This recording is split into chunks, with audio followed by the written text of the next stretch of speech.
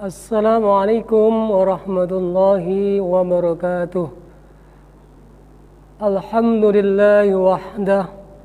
Assalatu wassalamu ala rasulillah Sayyidina Muhammad ibni Abdillah wa ala alihi wa sahbihi wa mawalah. Ashhadu an la ilaha illallah wahdahu la syarika lah wa ashhadu anna Muhammadan abduhu wa rasuluh la nabiyya ba'dah. Allahumma salli ala sayyidina Muhammadin abdika wa rasulika nabiyyil ummi wa ala alihi wa sahbihi wa sallim tasliman katsira.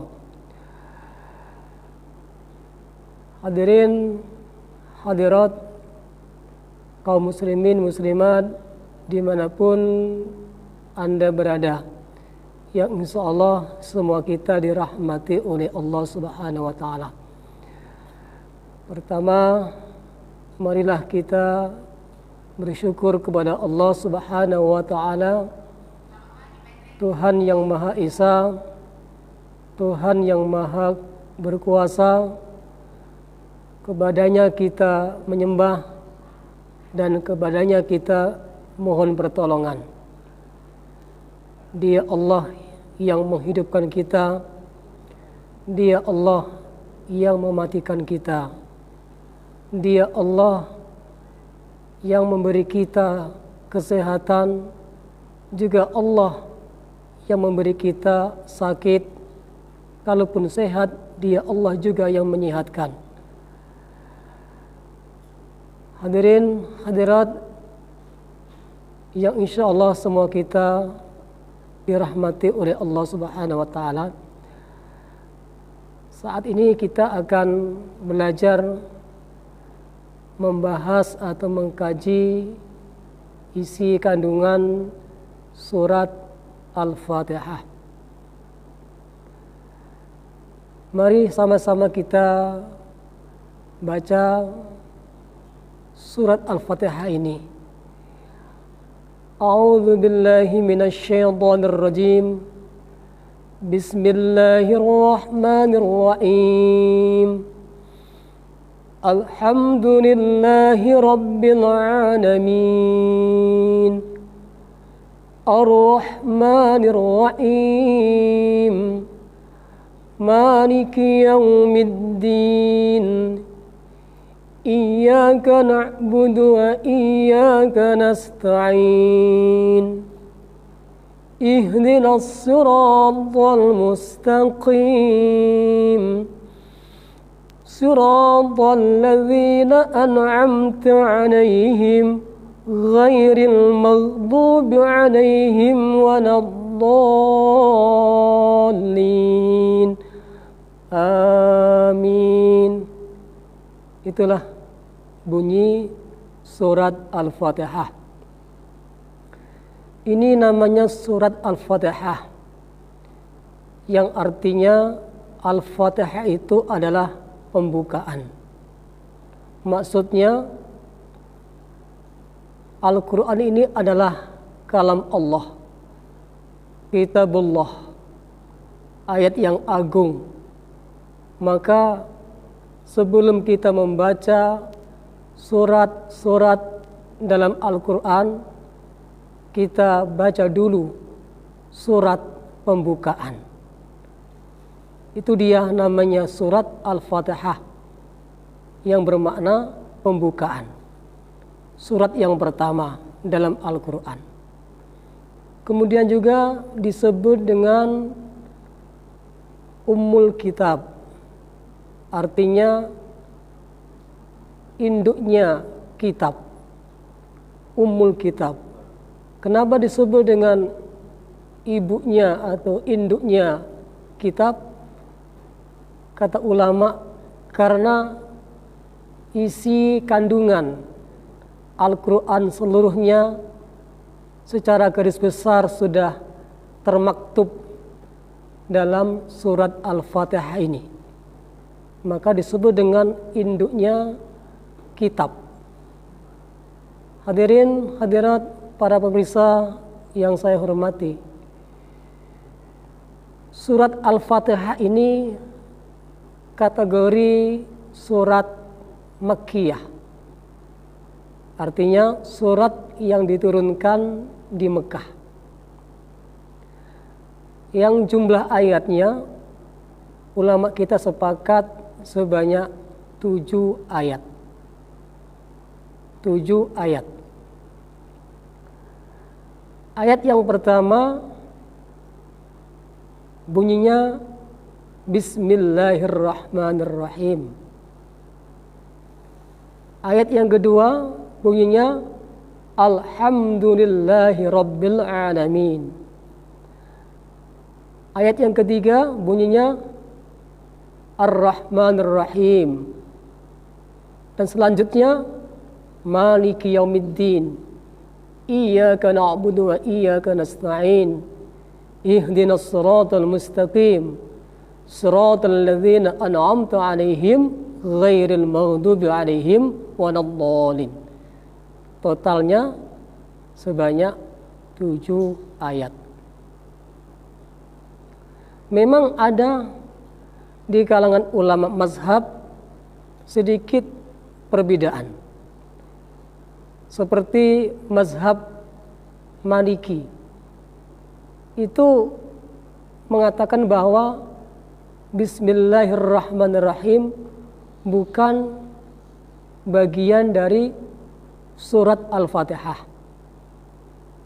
Makanya mazhab Maliki ketika membaca surat ini dalam salat tidak membaca basmalah. Langsung Alhamdulillahi Rabbil Alamin. Tetapi jumlahnya tetap 7 ayat. Bagaimana untuk menghitung ayat Al-Fatihah yang sebanyak 7 ayat menurut pandangan mazhab Maliki? Mari kita baca. Ayat yang pertama adalah Alhamdulillahi Rabbil Alamin. Yang kedua Ar-Rahmanir-Rahim. Ketiga Maliki Yaumiddin. Keempat Iyyaka na'budu wa iyyaka nasta'in. Kelima Ihdinas siratal mustaqim. Keenam Siratal ladzina an'amta 'alaihim. Dan yang ketujuh ghairil maghdubi 'alaihim waladdallin. Ini menurut pandangan Maliki. Tetap 7 ayat. Tapi basmalahnya tidak termasuk bagian dari surat Al-Fatihah. Kemudian mazhab Hanafi, Syafi'i dan Hambali berpendapat bahwa bismillah termasuk bagian dari Al-Fatihah. Maka 3 mazhab ini ketika salat tetap membaca bismillah. Nah, untuk mazhab Syafi'i bismillahnya itu dizaharkan, dikeraskan. Seperti imam kalau membaca surah Al-Fatihah, kalau mazhab Syafi'i dikeraskan basmalahnya. Allahu Akbar. Lalu basmalahnya dikeraskan. Bismillahirrahmanirrahim. Alhamdulillahi Rabbil Alamin. Dan seterusnya. Tetapi untuk mazhab Hambali dan Hanafi ketika salat ya, maghrib, isya dan subuh, basmalahnya tetap dibaca tapi disirkan, tidak dikeraskan. Allahu Akbar. Bismillahirrahmanirrahim. Alhamdulillahi Rabbil Alamin. Seperti itu. Kemudian basmalah ini seluruh ulama sepakat itu dijadikan sebagai pembatas antara surat satu dengan surat yang berikutnya. Sebagai contoh, kalau kita selesai membaca surat Al-Ikhlas, Bismillahirrahmanirrahim. Qul huwallahu ahad, Allahus samad, lam yalid wa lam yulad wa lam yakul lahu kufuwan ahad. Selesai, itu ada pembatas, yaitu Bismillahirrahmanirrahim ketika akan membaca surat berikutnya, Al-Falaq, dan seterusnya. Ini semua ulama sepakat bahwa basmalah itu sebagai pembatas antara surat satu ke surat yang berikutnya atau yang lainnya. Kemudian ulama juga sepakat bahwa basmalah ini masuk dalam surat, bukan surat Al-Fatihah. Kalau Al-Fatihah tadi ada perbedaan antara Maliki dan 3 mazhab yang lain. Tapi yang basmalah ini ya bagian dari surat ini sepakat ulama. Itu termaktub, terdapat dalam surat An-Naml. An-Naml ayat yang ke-30. Innahu min Sulaiman wa innahu bismillahirrahmanirrahim. Ini surat ya yang dikirim ke Ratu Balkis. Sesungguhnya ini dari Sulaiman yang isinya dengan nama Allah yang Maha Pemurah lagi Maha Penyayang. Itu terdapat dalam surat An-Naml ayat yang ke-30. Innahu min Sulaiman wa innahu bismillahirrahmanirrahim. Masuk dalam bagian surat. Ini sepakat. Yang tidak sepakat yang tadi, apakah bismillah bagian dari Al-Fatihah atau bukan? Maka ini ada perbedaan di tengah kalangan ulama mazhab. Hadirin hadirat yang saya hormati, baiklah kita akan teruskan membahas arti dan kandungan surat Al-Fatihah. Maka kita seharusnya setiap kita memulai membaca Al-Quran, kita pakai atau membaca ta'awudz. A'udzu billahi minasyaitonir rajim. Aku berlindung kepada Allah dari setan ya yang terkutuk ya. Bismillahirrahmanirrahim. Bismillahirrahmanirrahim. Yang mazhab Maliki tidak termasuk bagian dari Al-Fatihah. Yang Hambali, Syafi'i, Hanafi bagian dari Al-Fatihah. Bismillahirrahmanirrahim. Artinya dengan nama Allah yang Maha Pengasih dan Penyayang. Bismillah, dengan menyebut nama Allah. Allah itu nama, ya, nama Tuhan, Allah. Bismillah, dengan nama Allah kita puji Allah ya. Bismillah, Bismillah.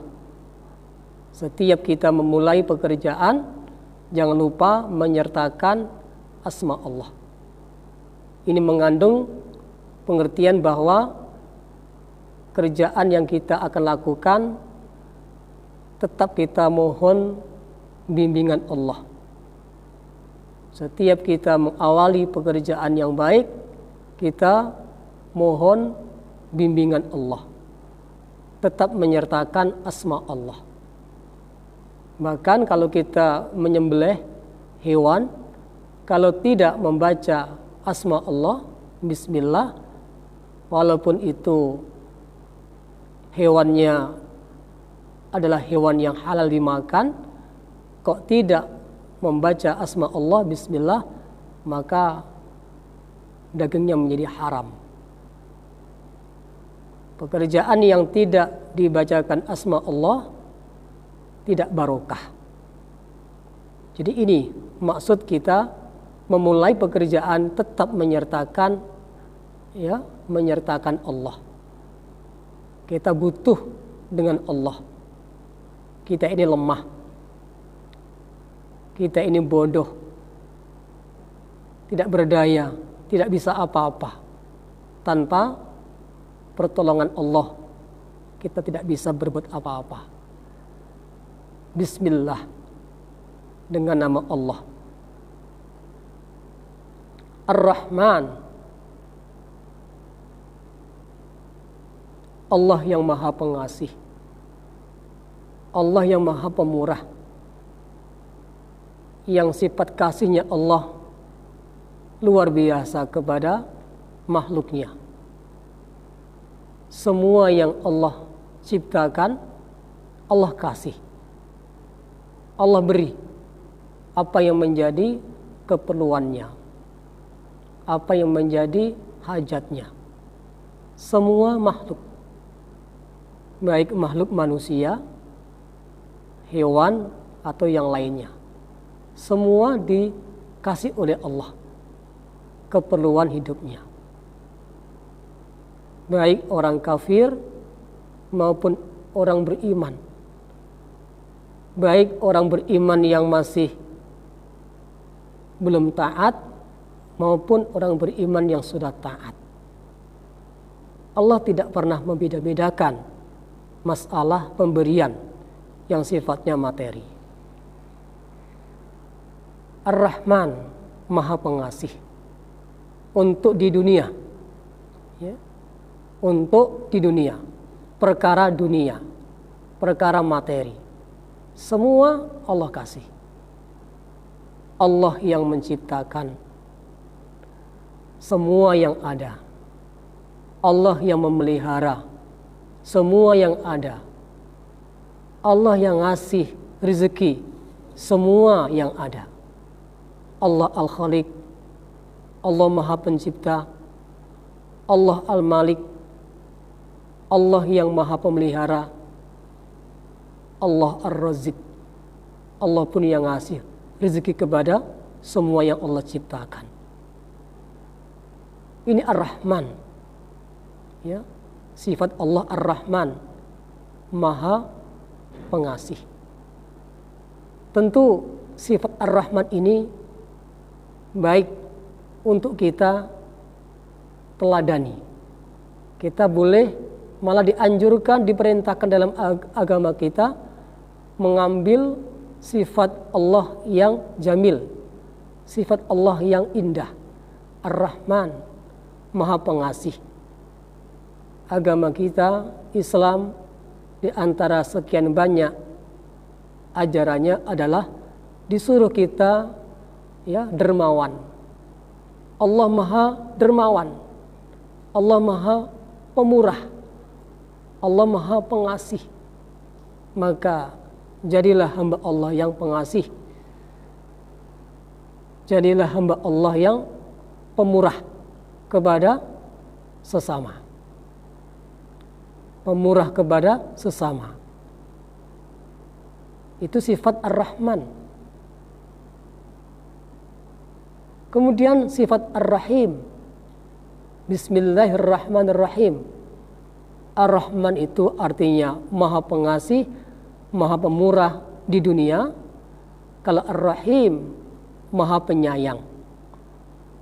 Maha Penyayang hanya terbatas kepada orang-orang beriman saja.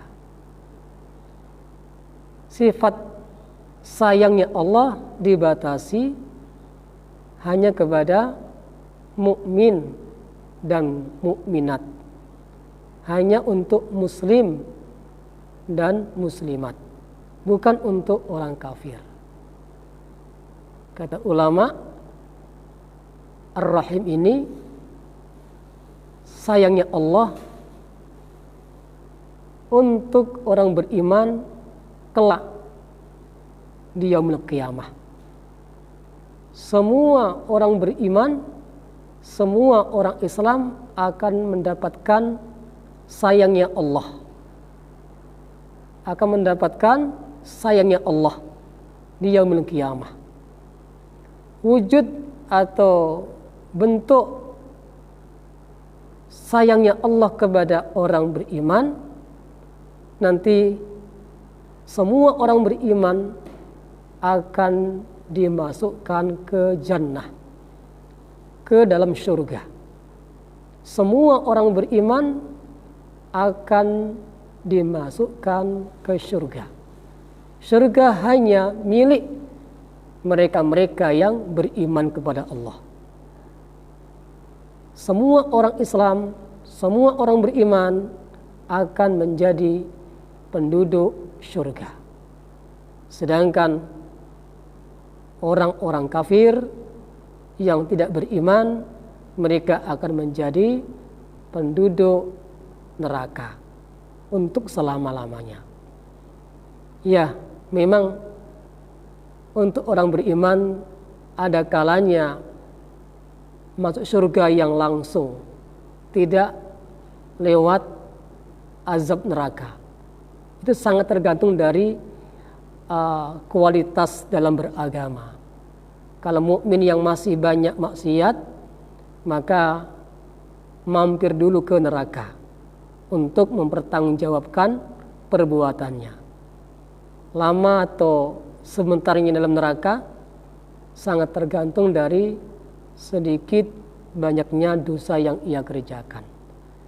Tetapi bagaimanapun besarnya dosa, bagaimanapun banyaknya dosa, bagaimanapun lamanya menerima azab di neraka, toh suatu hari nanti pasti semua orang beriman akan diangkat dari azab, akan diangkat dari neraka. Mungkin jutaan tahun atau miliaran tahun. Suatu saat pasti akan menjadi penduduk warga negara surga. Dan di sana akan tinggal buat selama-lamanya. Ini wujud atau bentuk Ar-Rahim. Sayangnya Allah hanya terbatas bagi orang-orang beriman saja. Maka saya pesan kepada saudaraku seiman, seagama, kalau toh Ar-Rahmannya Allah, kasihnya Allah dalam segi materi, kita tidak seperti murahnya Allah, kasihnya Allah yang diberikan kepada orang kafir yang mereka masya Allah tidak beriman tapi kaya raya, atau toh orang beriman yang tidak taat mudah sekali rezekinya, yang beriman yang taat kok kelihatannya seret. Awas, jangan salah paham, jangan salah paham bahwa kita ini masih punya harapan yang besar, punya masa depan yang besar, yaitu surga. Surga yang maha indah itu. Kemudian ayat yang kedua dari surah Al-Fatihah adalah Alhamdulillahi Rabbil Alamin, yang artinya segala puji itu hanya milik Allah. Segala puji bagi Allah, Rabbil Alamin, Tuhan semesta alam. Alhamdulillah, segala puji. Wahai orang-orang yang suka memuji, wahai orang-orang yang suka dipuji, ketahuilah, sadarilah bahwa yang layak menerima pujian itu hanya Allah. Segala puji hanya milik Allah. Yang layak menerima pujian hanya Allah. Manusia itu enggak layak dipuji secara berlebih-lebihan. Kenapa Allah yang punya segala pujian? Karena memang Allah itu maha segala-galanya.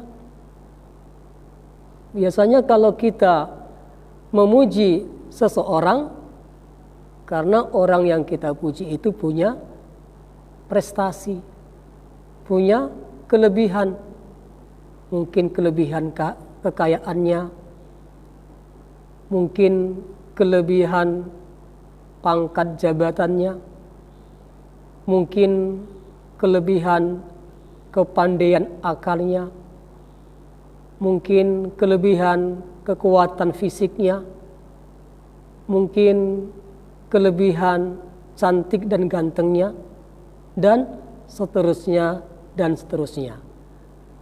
Pahamilah, sesungguhnya yang maha kaya itu hanya Allah. Yang maha kaya, yang maha berharta itu Allah. Semua yang ada di alam ini milik Allah. Bahkan apa-apa yang kita anggap milik kita dari harta itu, sesungguhnya itu juga milik Allah. Bahkan diri kita pun milik Allah. Buktinya kalau manusia mati tidak bisa mencegah, karena nyawa itu dalam genggaman Allah, milik Allah. Kita hanya diberi hak pakai, bukan hak milik. Yang punya hak milik Allah Subhanahu wa ta'ala.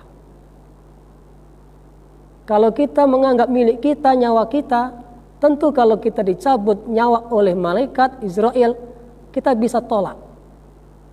Tapi tidak ada manusia yang berani, yang bisa, yang mampu menolak ketika Israel mencabut nyawa manusia. Itu berarti manusia pun milik Allah Subhanahu wa ta'ala. Jabatan yang paling tinggi itu Allah.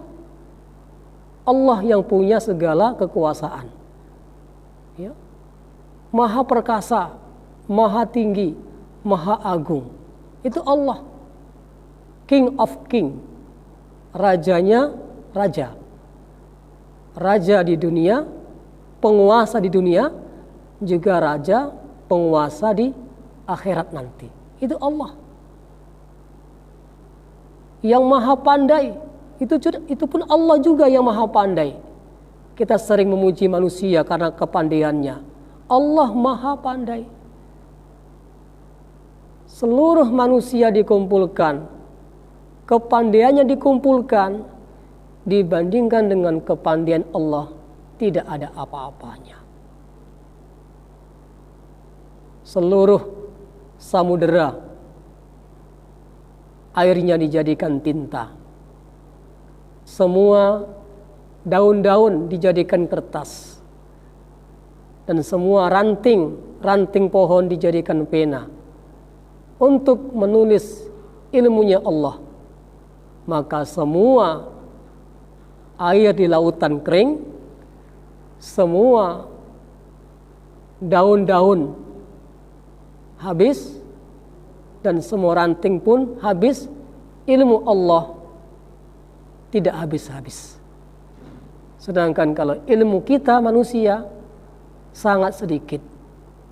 Wa ma utitum minal ilmi illa qalila.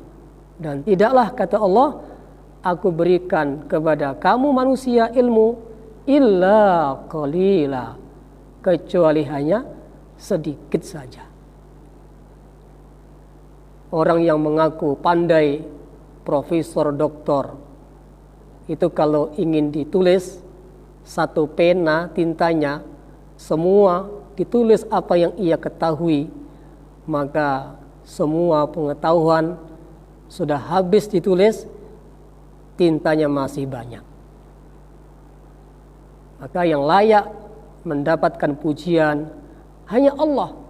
Allah yang maha kaya, Allah yang maha tinggi jabatannya, penguasa, Allah yang maha pandai, dan Allah pun yang maha kuat. Seluruh kekuatan makhluk dikumpulkan, itu tidak ada apa-apanya dibandingkan dengan kekuatan Allah Subhanahu wa ta'ala. Orang muji karena cantiknya, karena indahnya, karena gantengnya. Sesungguhnya Allah maha indah. Allah maha indah. Ya. Ketika dalam riwayat hadis, ketika manusia, orang beriman masuk surga, dan diizinkan untuk memandang wajah Allah langsung tanpa aling-aling, maka lupalah semua kenikmatan surga.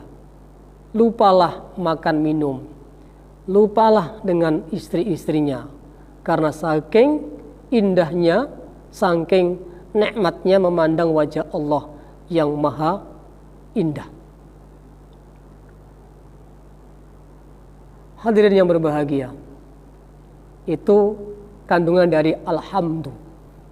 Segala puji lillah, milik Allah, yang layak disanjung-sanjung, yang layak dipuji-puji hanya Allah, karena Allah maha segala-galanya. Alhamdulillahi Rabbil Alamin. Rabbi itu artinya Tuhan, ya, Rabbi, Rabbil Alamin, Tuhan semesta alam. Seluruh alam ini yang menciptakan adalah Allah Subhanahu wa Ta'ala. Tadi saya di awal sudah menyampaikan, Rabbi ini punya makna Maha Pencipta, Al-Khaliq, Maha Pemelihara, dan Maha Pemberi rezeki. Rabbi, Tuhan yang pencipta, Tuhan yang pemelihara, dan Tuhan yang memberi rezeki kepada Rabbil Alamin, kepada isi alam ini. Kemudian ayat yang keberapa ini? Bismillahirrahmanirrahim. Alhamdulillahirabbil alamin, Ar-Rahmanir-Rahim. Ayat yang ketiga ya, Ar-Rahmanir-Rahim. Diulang lagi. Di ayat yang pertama sudah ada Ar-Rahman, Ar-Rahim. Ayat yang ketiga masih diulang lagi, Ar-Rahmanir-Rahim. Memang ada dalam beberapa surat ayat yang diulang-ulang. Seperti dalam surah Ar-Rahman, Fabi ayyi ala'i rabbikuma tukadziban. Fabi ayyi ala'i rabbikuma tukadziban. Pengulangan ini kata ulama mengandung pengertian agar manusia memperhatikan firman Allah Subhanahu wa Ta'ala. Ada perkara yang harus kita camkan, ya, diulang-ulang lagi, bahwa Allah itu maha pemurah, maha penyayang kepada makhluknya. Kemudian ayat yang keempat adalah Maliki Yaumiddin, yang artinya yang merajai hari pembalasan, yang merajai hari pembalasan. Artinya Allah itu penguasa ya di alam akhirat. Tadi di awal saya sampaikan bahwa Allah itu adalah rajanya raja, penguasa dua alam. Di dunia ini penguasa tunggalnya bukan Presiden Jokowi, bukan presiden negara tertentu, bukan Yahudi, bukan Nasrani. Penguasa dunia ini, penguasa dunia ini Allah Subhanahu wa Ta'ala. Sehebat apapun kekuatan manusia, secanggih apapun teknologi yang dibuat oleh manusia, kalau Allah Subhanahu wa Ta'ala ingin marah, mendatangkan azab, maka bagaimanapun canggihnya teknologi bangunan anti gempa, kalau Allah ingin marah, hancurlah semuanya. Jadi dunia ini penguasanya bukan manusia, tapi Allah. Sampai akhirat nanti, Allah juga sebagai penguasa tunggal. Maliki Yaumiddin, yang menguasai hari akhirat, hari pembalasan. Maka ketika terjadinya kiamat, ya, seluruh raja-raja yang dulu pernah memimpin dunia habis, tidak ada lagi. Bahkan seluruh malaikat pun akan mati. yang ada sendiri hanyalah Allah. Mana, kata Allah, raja-raja yang sombong itu? Mana sekarang? Maka Allah Subhanahu wa taala menyombongkan diri sendiri. Akulah penguasa, akulah raja. Tidak ada yang bisa menguasai hari ini kecuali aku sendiri. Ini maksud Malik Yaumiddin, yang menguasai, yang merajai hari pembalasan. Semua manusia ketika dibangkitkan dari kubur, walaupun dia dulu orang hebat, orang kaya, pejabat, yang semua orang takut kepadanya, nanti seperti semut yang kecil di mata Allah. Semua nundukkan kepala, nggak berani angkat kepala, yang menandakan dirinya adalah sangat lemah, sangat nggak berdaya. Hanya Allah yang maha hebat di hari itu. Malik Yaumiddin, yang merajai hari pembalasan. Kemudian ayat yang kelima adalah Iyyaka na'budu wa iyyaka nasta'in. Kepadamu kami menyembah ya Allah, juga kepadamulah kami mohon pertolongan. Iyyaka na'budu wa iyyaka nasta'in. Kepadamu ya Allah kami menyembah, juga kepadamu ya Allah kami mohon pertolongan. Allah Subhanahu wa taala Tuhan yang berhak untuk diibadahi. Allah Subhanahu wa taala Tuhan yang layak ditaati. Seluruh makhluk hendaknya seyogyanya sujud, tunduk, berserah diri kepada Allah Subhanahu wa taala.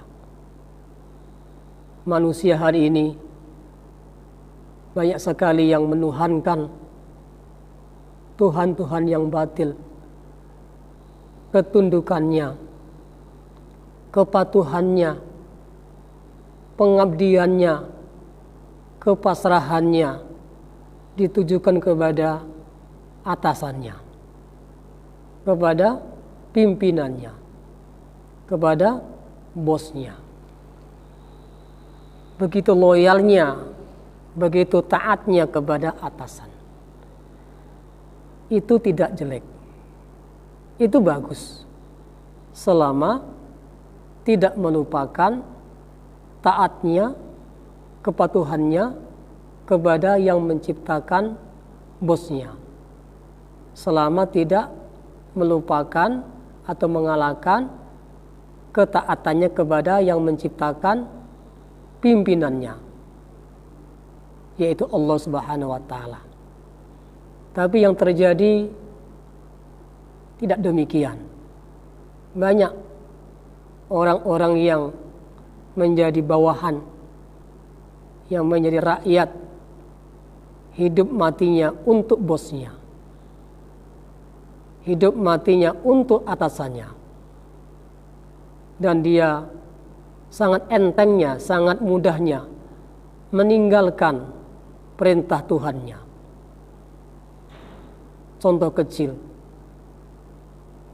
ketika datang perintah sholat 5 waktu, banyak di antara pegawai, banyak di antara bawahan yang tidak menjalankan sholat karena demi kepatuhannya kepada atasan. Karena mereka punya anggapan, kalau saya tinggalkan tugas ini, dianggap tidak disiplin dalam bekerja. Kalau ku tinggalkan tugas ini, nanti dimarah oleh bos, dimarah oleh pimpinan, dimarah oleh atasan. Begitu takutnya kepada bosnya, takutnya kepada pimpinannya, mengalahkan takutnya kepada Allah Subhanahu wa taala. Inilah yang tidak benar. semestinya yang benar adalah bagaimana kita sebagai hamba Allah, kita jaga ketaatan kita kepada Allah Subhanahu wa taala apapun resikonya. Apapun resikonya. Walaupun resikonya akan dipecat dari tempat pekerjaan, enggak apa-apa. Lebih takutlah kepada marahnya Allah ketimbang dimarah oleh atasan. Jangan sampai kita berani meninggalkan perintah Allah, ya, walaupun resikonya akan dimarah oleh atasan. Walaupun ada PHK, ya, ada sanksi yang berat diberhentikan, tidak apa-apa. Yang penting Allah ridho. Itu arti iyyaka na'budu. Kepadamu ya Allah kami menyembah. Dan wa iyyaka nasta'in. Dan kepadamu ya Allah kami mohon pertolongan. Setelah kita sempurnakan ketaatan kita kepada Allah yang diwujudkan dengan melaksanakan perintah-perintah Allah, tentu kalau kita punya masalah, punya problem, punya hal-hal yang dianggap berat, problem, maka kalau kita mohon, mengadu, hanyalah kepada Allah. Allahus Samad. Allah tempat bergantung. Bahkan sebenarnya di balik kita usai beribadah kepada Allah, di sana kita memohon kepada Allah apa yang menjadi hajat kita, apa yang menjadi problem kita, kita adukan, kita sampaikan, kita curhatkan kepada Allah. Ya Allah, aku punya hajat ini, aku punya masalah ini, tolong ya Allah, mohon ya Allah, berikan solusi. Seperti itu. Jangan sampai terjadi na'budunya, menyembahnya kepada Allah, kita sudah lakukan, namun ketika kita punya persoalan, punya masalah, malah kita menuju atau lari kepada dukun, kepada tukang ramal.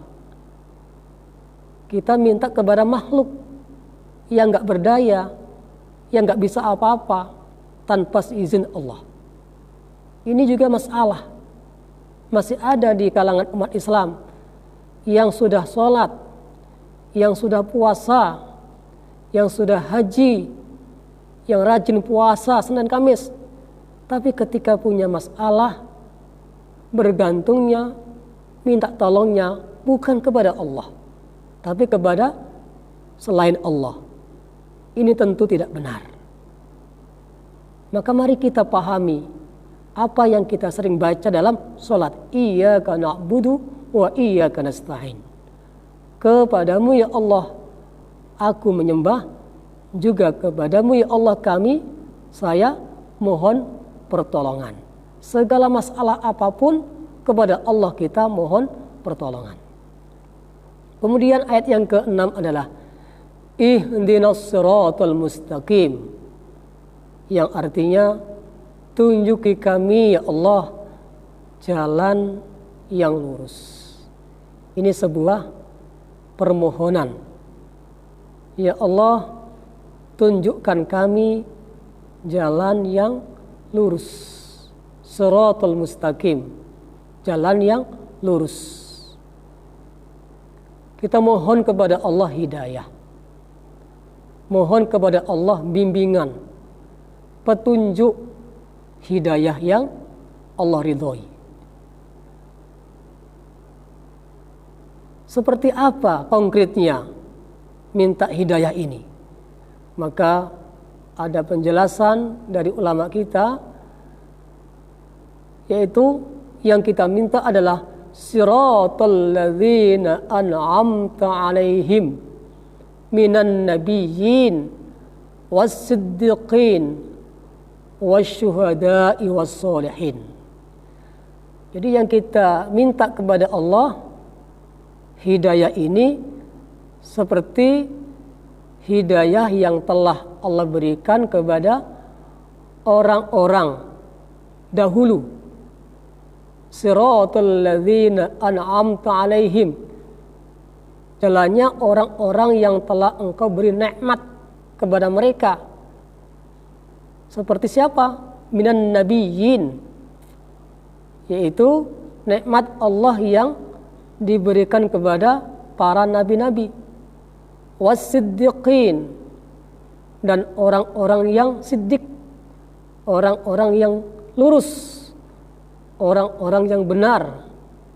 Wasyuhada, dan nikmat Allah yang pernah diberikan kepada para syuhada, pejuang-pejuang agama yang wafat dalam membela agama. Was-sholihin, dan nikmat yang telah Allah berikan kepada orang-orang soleh. Nah, ulama kita menjelaskan nikmat apa? Nikmat seperti apa yang telah Allah berikan kepada orang-orang mulia tersebut, nabi-nabi, orang-orang yang benar, siddiqin, orang-orang yang mati syahid, orang-orang yang soleh.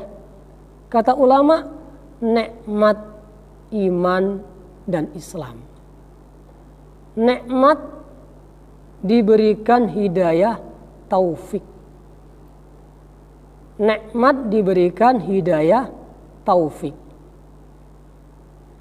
yaitu kemudahan untuk mengamalkan perintah-perintah Allah. Nabi-nabi, orang-orang yang lurus, orang-orang siddiqin, syuhada, sholihin, mereka telah Allah beri ihdinas siratal mustaqim, jalan yang lurus. Hidupnya dalam bimbingan hidayah Allah, hidupnya dalam bimbingan taufik Allah, dimudahkan untuk mengamalkan agama dalam kehidupan sehari-hari. Itulah sebetulnya wujud cintanya Allah kepada orang-orang soleh, orang-orang baik. Dimudahkan dalam mentaati perintah Allah, dimudahkan untuk menjauhi semua larangan Allah. Itu wujud cintanya Allah kepada seorang hamba. Apakah hamba itu diberi harta yang melimpah atau miskin, kaya atau miskin? Kalau Allah tolong, Allah beri hidayah taufik, dimudahkan, dimampukan dalam mengamalkan agama, itu tanda orang itu mendapatkan cintanya Allah. Jadi ini yang kita minta dalam doa, ihdinas siratal mustaqim. Ya Allah, tunjuki kami jalan yang lurus, jalan yang lempeng, bukan jalan yang bengkok. Ya, seperti kalau istilah sekarang, jalan tol yang lempeng, yang bagus, yang tidak bengkak-bengkok. Itulah kehidupan para orang soleh, kehidupan para nabi-nabi, kehidupan orang-orang yang benar siddiqin, kehidupan syuhada sholihin. Mereka ditunjukkan jalan hidayah, sehingga hidupnya dalam bimbingan petunjuk daripada Allah, mendapatkan ridha Allah. Ini sebuah kemuliaan dari Allah Subhanahu wa taala. Kemudian ayat yang ke-7 adalah siratal ladzina an'amta 'alaihim ghairil maghdubi 'alaihim waladdallin. Jadi yang kita minta kepada Allah dari doa yang tadi, ihdinas siratal mustaqim, yaitu siratal ladzina an'amta 'alaihim, yaitu jalannya orang-orang yang Engkau beri nikmat kepada mereka. Mereka siapa? Siratal ladzina an'amta 'alaihim minan nabiyyin wasiddiqin wasyuhada wassolihin ghairil maghdubi 'alaihim waladdallin. Bukannya jalan orang-orang yang engkau murkai,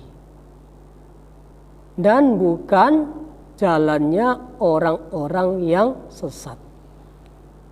Maghdu, ya. Maghdu itu orang-orang yang Allah murkai. Dhalin, orang-orang yang sesat. Kata ulama, siapa golongan orang-orang yang Allah murkai? Yang dalam ayat ini, siapa yang disebut dengan dhalin, orang-orang yang Allah murkai? Mereka lah orang-orang Yahudi. Orang-orang Yahudi. Mereka mengetahui kebenaran, tapi mereka tidak melaksanakan. Itu tipe karakter orang Yahudi.